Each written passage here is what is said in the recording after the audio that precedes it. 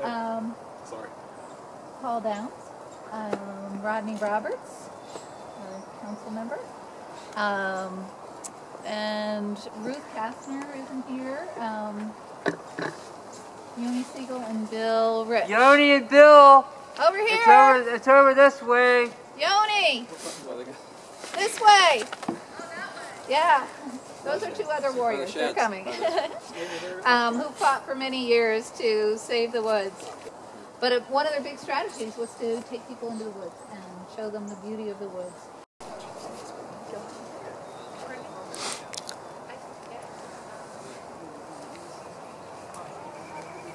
Okay, sorry, the rain threw me off. I was going down the road path over here.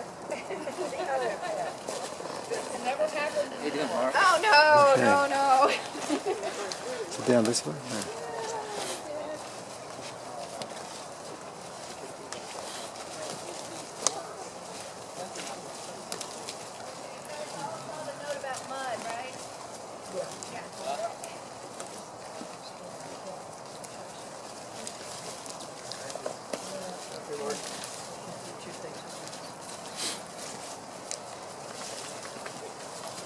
Their property, right?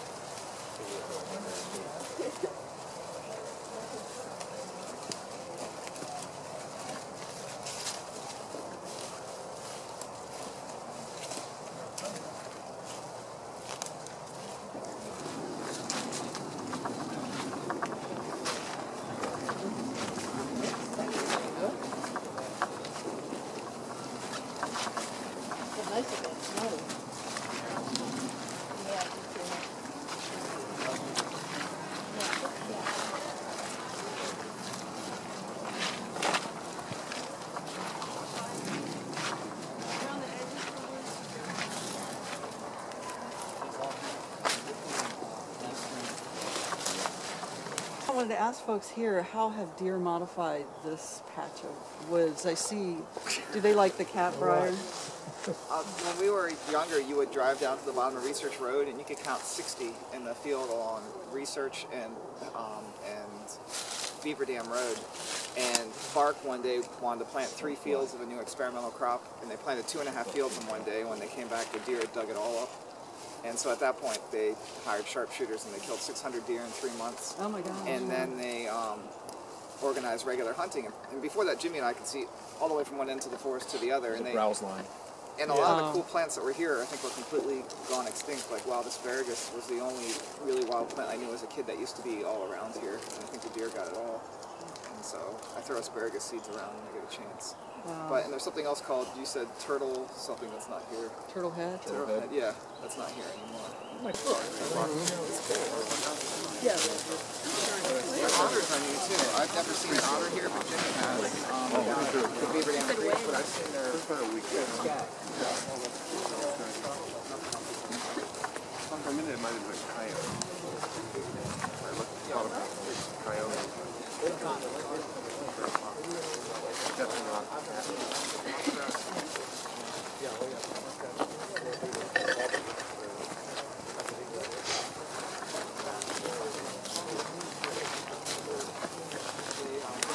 They don't like I've never seen a bobcat here, but I was over at the guy who's a professional tracker that he used to hunt them for a living. And he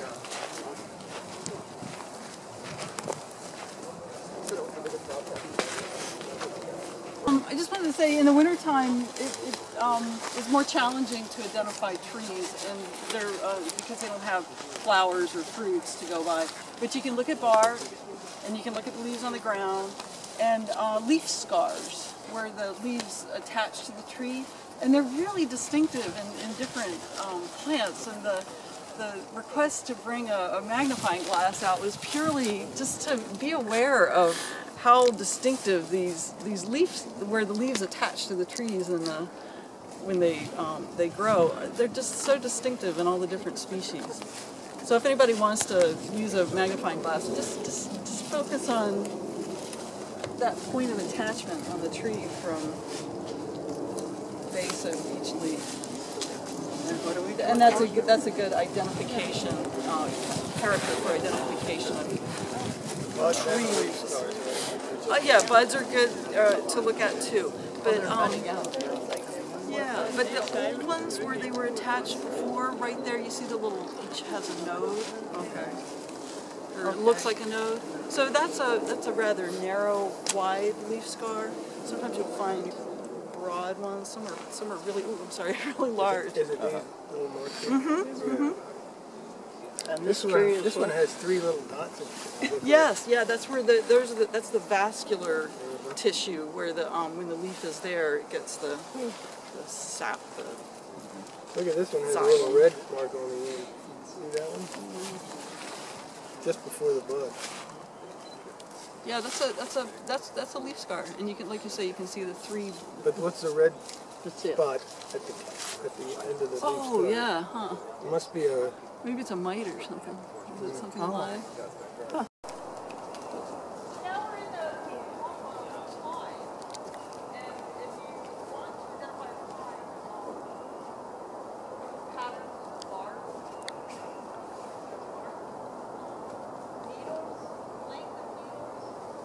Say something about the powdered spores? Maybe over here. Yeah.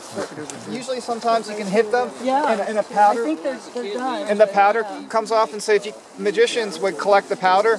And use it for flames. Yeah, and so when there'd be a candle or something, they go, and they go, and then they disappear. It came from that plant right there. Another thing about this.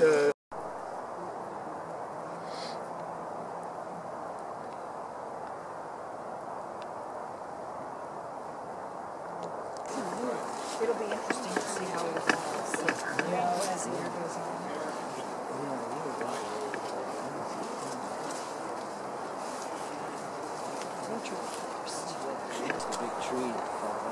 I just wanted to say that this diving board there is not native to the forest.